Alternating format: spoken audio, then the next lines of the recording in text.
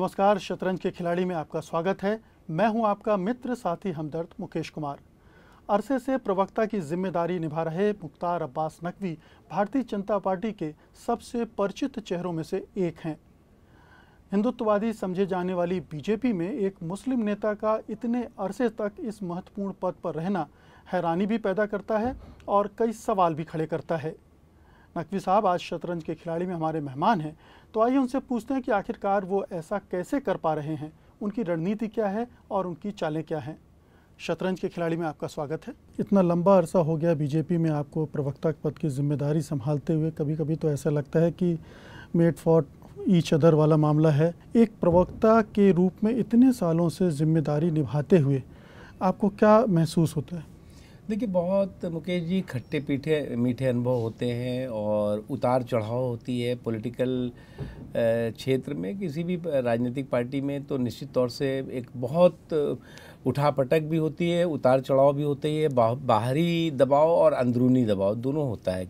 सत्ता में रहने के साथ जो चुनौतियां होती हैं, उससे बड़ी चुनौतियां विपक्ष में रहने के साथ होती हैं। लोग समझते हैं कि विपक्ष में है तो इसलिए कुछ भी बोल सकते हैं, ऐसा नहीं होता। नकवी साहब, ये माना जाता है कि सियासत के खेल में हर मोहरा पार्टियां बहुत ही सोच समझ के चलती हैं। कौन सा फेस पब्लिक में जाना है और किसे पर्दे के पीछे काम करना है। कई बार लोग कहते हैं कि एक हिंदुत्ववादी पार्टी है और उसमें एक मुस्लिम नेता है, उसका इस्तेमाल हो रहा है। मुझे नहीं लगता कि कोई पार्टी हिंदुत्ववादी या मुस्लिमवादी या ये वादी वो वादी होती है। बीजेपी एक पॉलिटिकल पार्टी है, मेन स्ट्रीम पॉलिटिकल पार्टी, मुख्य धारा का राजनीतिक दल, और हम सत्ता में विभिन्न राज्यों में हैं, केंद्र में सत्ता में रहे हैं, आने वाले दिनों में हम केंद्र में सत्ता में आएंगे। तो इसलिए जो अन्य राजनीतिक पार्टियां हैं, कोई भ्रष्टाचार में डूबा हुआ है, कोई घोटालों में डूबा हुआ है, किसी में डूबा हुआ है, तो उसको एक सिक्योरिटी कवर, सुरक्षा कवच के रूप में वो कहता है जी ये सांप्रदायिक पार्टियां हैं और इस सांप्रदायिक पार्टियों को से बच के रहना चाहिए। आपको ऐसा कभी अनुभव नहीं हुआ कि बीजेपी के अंदर इस तरह का हिंदू प्रेम है? कभी भी ये किसी समय भी महसूस नहीं हुआ कि साहब हम किसी कट्टरता की तरफ जा रहे हैं। कभी ऐसा मैं तो कांग्रेस में या अन्य पार्टियों में ज्यादा देखता हूँ ये आपको महसूस होने नहीं दिया जाता या आप उससे दूर रहते हैं इसलिए आपको पता नहीं चल पाता? मेरा ये सौभाग्य है कि मैं पार्टी के बड़े से बड़े इंटरनल डिसीजन का हिस्सेदार रहता हूँ। क्या आप आरएसएस की मीटिंग्स में भी जाते हैं? देखिए, आरएसएस का भारतीय जनता पार्टी की डे टू डे एक्टिविटी में या डे टू डे वर्किंग में किसी तरह का कोई हस्तक्षेप कभी नहीं होता। बहुत सारे नेता तो वहाँ जाते हैं, उनसे डिस्कस करते हैं। देखिए, बीजेपी में मैं मानता हूँ कि लगभग 50% लोग जो ऐसे होंगे जो आरएसएस की बैकग्राउंड से होंगे और 50% लोग ही ऐसे भी हैं जो आरएसएस की बैकग्राउंड से नहीं है। जो आरएसएस की बैकग्राउंड से हैं वो मूल संगठन के से मिलना जुलना, औपचारिक रूप से जाना, और हम भी जाते हैं कभी कभी, इसमें कोई बुराई नहीं है। एक आइडियोलॉजी है जिससे ये पूरा संघ परिवार बंधा हुआ है। बिल्कुल। और उसमें ये कहा जाता है कि जिसकी पुण्य भूमि, मातृभूमि, पितृभूमि और जो कर्म भूमि है वो यहाँ है हिंदुस्तान में, वही हिंदुस्तान के प्रति वफादार रह सकता है। एक तरह से मुस्लिम और अल्पसंख्यकों को टारगेट किया जाता है उसमें। देखिए, मुस्लिम और अल्पसंख्यक, पहली बात तो इसमें कोई बुराई नहीं है। एक अगर आप देखें, राष्ट्रवाद अगर मूल मंत्र है और हमारी भारत माता पुण्य भूमि अगर हम उसके लिए समर्पित हैं। पुण्य भूमि से उनका तात्पर्य यह है कि जो पूजा के स्थल हैं, जैसे मक्का मदीना है मुसलमानों के लिए, वो बाहर है, और इसी आधार पर कहते हैं कि ये उनकी वफादारी यहाँ हो ही नहीं सकती। मुकेश जी, ऐसा कभी नहीं कहा गया। पुण्य भूमि मतलब कि आपकी भारत माता, इस देश की धरती, जन्मभूमि, पुण्य भूमि वही है। और देखिए, जो भी व्यक्ति इस देश से प्यार नहीं करता, और इस्लाम में भी हुब्बुल वतनी जो है वो अव्वलीन फ़र्ज़ कहा गया है कि देश की और देश की धरती और मादरे वतन से प्यार करना सबसे पहला कर्तव्य कहा गया है। तो अगर संघ भी वही चीज़ सिखाता है, वही चीज़ बताता है, तो मुझे नहीं लगता है कि उसमें कोई बुराई है। बाबर और औरंगज़ेब की औलाद मुसलमानों के लिए कहते हैं वो, तब आपको कहीं कचोटता है कि ये ऐसा क्यों कह रहे हैं? देखिए, मुझे कोई कहेगा अगर औरंगज़ेब की औलाद, तो मुझे तो कभी अच्छा नहीं लगेगा।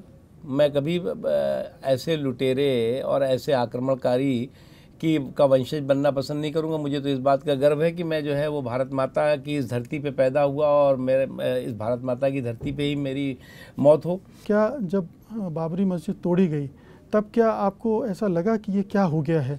देखिए, बाबरी मस्जिद का डिमोलिशन कतई जस्टिफिकेशन नहीं है और बीजेपी ने भी कभी उसको जस्टिफाई नहीं किया, किसी और ने भी जस्टिफाई नहीं किया। मुझे लगता है वो एक ऐसी दुर्भाग्यपूर्ण और दुखद और घटना रही है जिसका कि कोई जस्टिफिकेशन न था, न है, न रहेगा। बहुत से लोग ये कहते हैं कि आप शो पीस हैं बीजेपी के और आपका चेहरा दिखाकर वो अपने को सेल करती हैं। देखिए, मुझे लगता है कि सजावट या गलावट की चीज़ कौन है वो तो वो बता पाएंगे जो लोग कहते हैं, लेकिन मैं इतना ही कह सकता हूँ कि और भी पॉलिटिकल पार्टीज़ में मुस्लिम्स हैं, लेकिन वो उन पॉलिटिकल पार्टीज़ के नेताओं के हुक्का जो है वो बनाने से या उसके आगे अगर आप देखें तो उनके जो है चौकीदार बनने से ज़्यादा उनकी हैसियत नहीं है।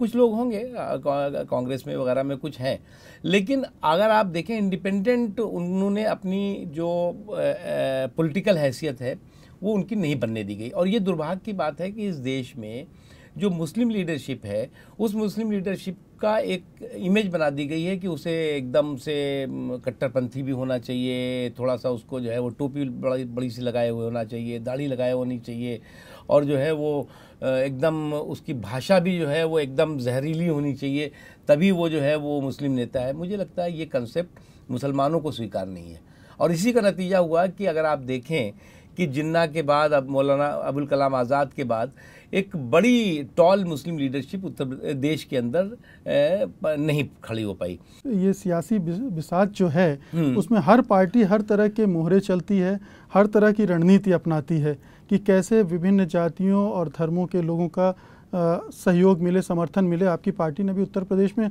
दलितों का सम्मेलन, फिर पिछड़ों का सम्मेलन, फिर अल्पसंख्यकों का सम्मेलन। बिल्कुल, देखिए क्या है, कोई हम एक एनजीओ नहीं चला रहे हैं या हम कोई जो है वो सामाजिक धर्मशाला नहीं चला रहे हैं। हम पॉलिटिकल पार्टी हैं और हम पॉलिटिकल पार्टी, हमारा एजेंडा है कि एक सुशासन का एजेंडा है, समृद्धि का एजेंडा है, राष्ट्रवाद का एजेंडा है। उसको पूरा करने के लिए हमें सत्ता चाहिए और हमें सत्ता चाहिए तो समाज के सभी वर्ग, चाहे वो अल्पसंख्यक हों, चाहे पिछड़े हों, चाहे कमज़ोर वर्ग के हों, चाहे दलित तबके के हों, वो उन्हें भाजपा के करीब लाना है। अब दिक्कत ये है कि आज कंपटीशन हमारा किससे है? उन ताकतों से है जो जातिवादी ताकतें हैं, वो ताकतें हैं जो क्षेत्रीय संकीर्णता के आधार पर राजनीतिक बिसात और राजनीतिक गोटियाँ और राजनीतिक शहमात का खेल करती हैं। तो ऐसे हालात में हमें निश्चित तौर से उन तमाम चीज़ों को देख करके भी अपने मोहरे चलाने पड़ते हैं। हमें चाहे पैदल अपना चलाना पड़े और चाहे अपना बादशाह चलाना पड़े, हमें उस हिसाब से करना पड़ता है। नकवी साहब, आपसे बातचीत का सिलसिला जारी रखेंगे, लेकिन फिलहाल वक्त हो चला है एक छोटे से ब्रेक का। ब्रेक के बाद हम फ़ौरन वापस लौटेंगे, आप कहीं मत जाइएगा, क्योंकि हमारे साथ हैं बीजेपी के प्रवक्ता मुख्तार अब्बास नकवी और हम उनसे जान रहे हैं प्रवक्ता बनने के हुनर क्या हैं जो इतने लंबे अरसे तक वो इतनी बड़ी पार्टी के प्रवक्ता पद की जिम्मेदारी निभाते आ रहे हैं। बने रहिए हमारे साथ।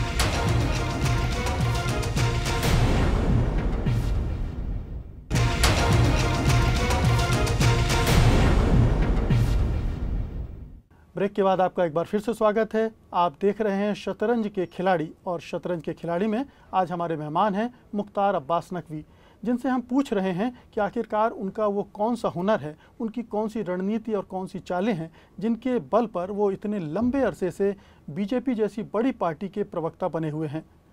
एक बार फिर से आपका स्वागत है जी। आप कभी बादशाह चलाते हैं, कभी पैदल चलते हैं, कभी ढाई घर चल रहे हैं, लेकिन ये बात लगातार उठती रही है नकवी साहब कि मोदी साहब ने पगड़ी बांधी और सब कुछ किया, लेकिन जब किसी ने टोपी भेंट की तो उन्हें वो स्वीकार नहीं हुई। मुसलमानों को पूरे जीवन टोपी पहनाने से बेटर है कि टोपी मत पहनो। सामाजिक आर्थिक तरक्की, शैक्षणिक तरक्की किसी की टोपी पहन लेने से मात्र से नहीं हो जाती। लेकिन ये तो दूसरे पक्ष के लिए भी लागू होता है। सबके लिए लागू है। तो उनका तो सबके लिए लागू उनके मामले में तो ऐसा नहीं किया था ना, उन्होंने इसलिए सवाल उठा था। नहीं, देखिए अगर वो ऐसा नहीं करते, मैं इसको इसलिए कह रहा हूँ कि क्या है, कल को अगर मोदी जी टोपी पहन लेते तो उन्हें कहा जाता, यही कांग्रेस पार्टी कहती कि तुष्टीकरण करने लगे। अब आप जानते हैं कि गुजरात में जो कुछ हुआ था उसके बारे में अटल बिहारी वाजपेयी जी ने क्या कहा था कि राजधर्म का पालन नहीं हुआ, मैं दुनिया में क्या मुंह दिखाऊंगा। मैं आपके चैनल पे मैं पहली बार एक बात बताऊं कि अटल जी जब गए थे तो मैं भी उनके साथ गया था, और अटल जी जब गए थे तो निश्चित तौर से अटल जी वहाँ पर दंगों के बाद, एक तो गोधरा में जो घटना हुई और गोधरा के बाद जो घटना हुई, उसमें अटल जी बहुत दुखी थे। लेकिन वहाँ जाने के बाद हम उन सभी कैंपों में गए। निश्चित तौर से मैं इतना कह सकता हूँ कि उस वक्त मोदी साहब ने दंगों के बाद लोगों के ज़ख्मों पे मरहम लगाने का और साथ ही साथ दंगे आगे ना हो उसको रोकने के लिए जो प्रयास किया, उसका नतीजा था कि उस 2 दिन की घटना के बाद तीसरे दिन कोई घटना नहीं हुई। वो देश, जिस देश 10 दिन तक चलते रहे थे, जिस देश ने 50,000 से ज़्यादा सांप्रदायिक दंगे झेले हों, वो देश जिसने मलियाना देखा हो, मेरठ देखा हो, जिसने भिवंडी देखा हो, जिसने इसी गुजरात का जो है वो बड़ौदा में दंगे देखे हों, अहमदाबाद के दंगे देखे हों, और 5,000 दंगों में 50-60 हज़ार लोग मरे हैं, उसमें मुसलमान ज़्यादा मरे हैं। ज़्यादातर दंगों में आपकी पार्टी के नाम जुड़ जाते हैं। नहीं, हमारी पार्टी की बात नहीं, ये सब दौरे कांग्रेस है, दौरे हुकूमत जो है कांग्रेस के दौरे हुकूमत में हुए हैं। उत्तर प्रदेश में हुआ था तो बीजेपी सरकार में नहीं थी। गुजरात को लेकर कोई किसी तरह का पीड़ा नहीं पहुंची जब वहाँ इस तरह का हुआ? गुजरात ही नहीं, देश के किसी कोने में भी अगर दंगे होंगे, बेगुनाह मारे जाएंगे तो निश्चित तौर से पीड़ा होगी, स्वाभाविक है पीड़ा होगी, हर उस इंसान को पीड़ा होगी जो मानवीय संवेदना रखता होगा। गुजरात में हुआ या कहीं और हुआ हो, वो पीड़ा थी हमें। बहुत सारे मुसलमान आपसे नहीं जुड़ पाते हैं, आपकी पार्टी से नहीं जुड़ पाते हैं। कौन सा अविश्वास है जो राह की दीवार बना हुआ है? एक मुसलमानों में नफरत का माहौल था बीजेपी को लेके, वो नफरत का माहौल कम होकर के अब अविश्वास के माहौल में बदला है।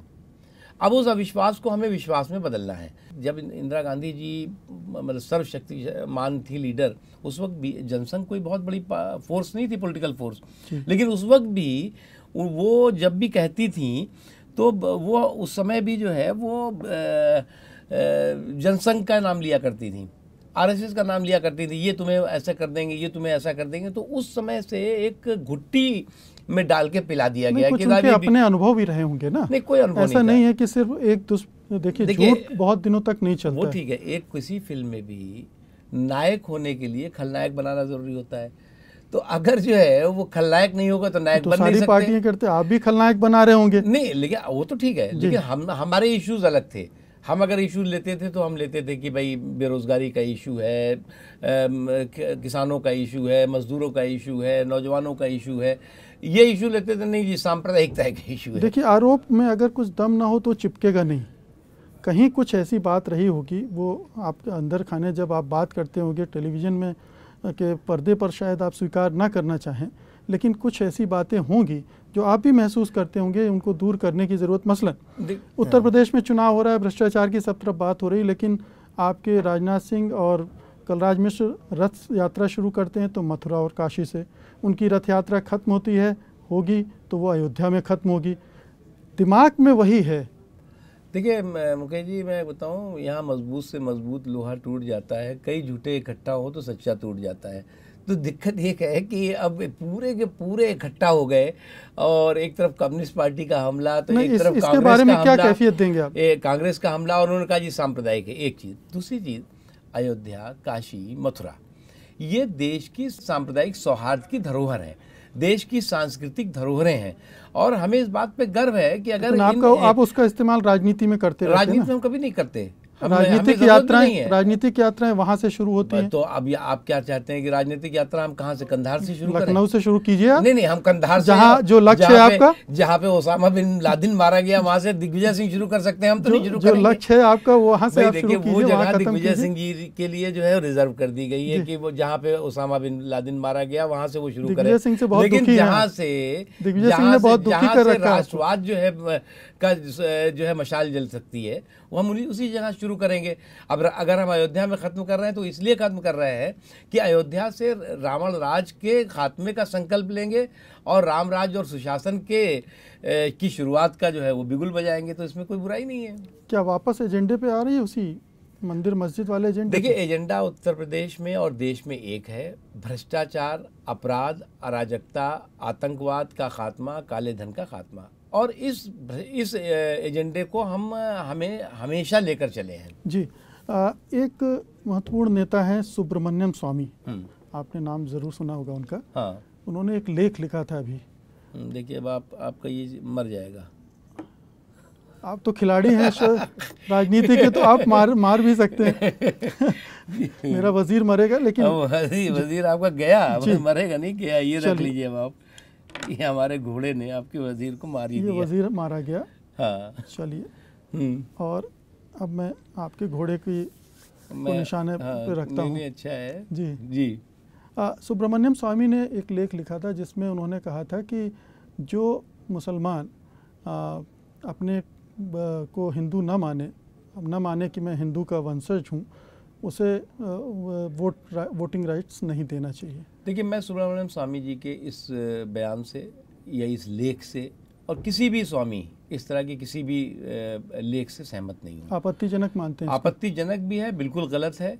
और क्यों आपत्तिजनक? आप भी कह रहे थे कि हमारे तो नहीं पूर्वज में इसमें क्या दिक्कत? देखिए, आप जो है वो किसी की कनपटी पे बंदूक लगा करके ये थोड़ी तय करेंगे कि आपको ये करना है, आपको ये नहीं करना है।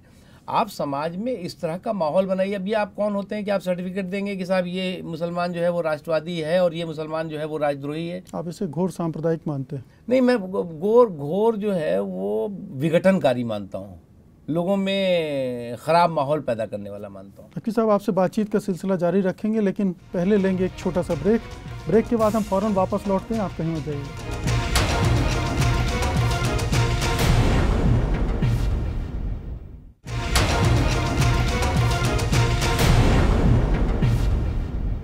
ब्रेक के बाद आपका एक बार फिर से स्वागत है। न्यूज़ एक्सप्रेस पर आप देख रहे हैं शतरंज के खिलाड़ी, और शतरंज के खिलाड़ी में हम बातचीत कर रहे हैं आज बीजेपी के प्रवक्ता मुख्तार अब्बास नकवी से। जानने की कोशिश कर रहे हैं कि आखिरकार बीजेपी में एक मुस्लिम नेता का प्रवक्ता और इतने लंबे अरसे तक प्रवक्ता बने रहना क्या मायने रखता है, उसके लिए क्या चुनौतियाँ हैं।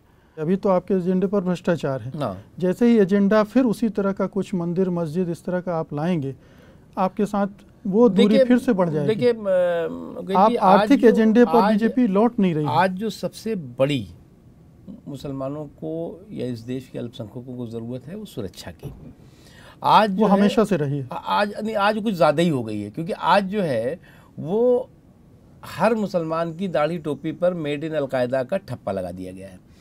इन पिछले 6 सालों में, अगर आप 7 सालों में देखें, 2000 ये काम आपकी पार्टी नहीं, हमारी पार्टी ने किया हो, लेकिन वो जो नहीं, बिल्कुल नहीं किया। देखिए क्या है, संघ परिवार है वो बार-बार टारगेट करता रहा है। संघ परिवार ने कतई नहीं किया। मैं आपको बताता हूँ ना, 2003 में 2002 में जब पूरे दुनिया में अलकायदा की दहशत थी और अलकायदा ने जो है वो वर्ल्ड ट्रेड सेंटर और पेंटागन पे हमला किया था, उस वक्त भी देश में अलकायदा की जड़ें ढूंढी गई थी। और उस वक्त आडवाणी जी ने पार्लियामेंट में खड़े होकर कहा था कि मुझे इस बात की खुशी है कि इस देश में ना अलकायदा की जड़ें हैं, न इस देश का मुसलमान आतंकवाद में शामिल है। इन पिछले 7 सालों में जब से कांग्रेस की सरकार आई, कौन सा ऐसा परिवर्तन आया कि हर गली में, हर जगह, हर शहर में ये सरकार कहने लगी कि अलकायदा की जड़ें घुस गई हैं? ये आज अगर आप देखें तो 12,000 से ज़्यादा और कितनी संख्या में लोग जो है वो सिर्फ जो है वो राष्ट्र विरोधी गतिविधियों में और आतंकवाद में जेल में है, उसमें अल्पसंख्यक हैं। तो ये मैं जो कह रहा हूँ, ये असुरक्षा का माहौल है।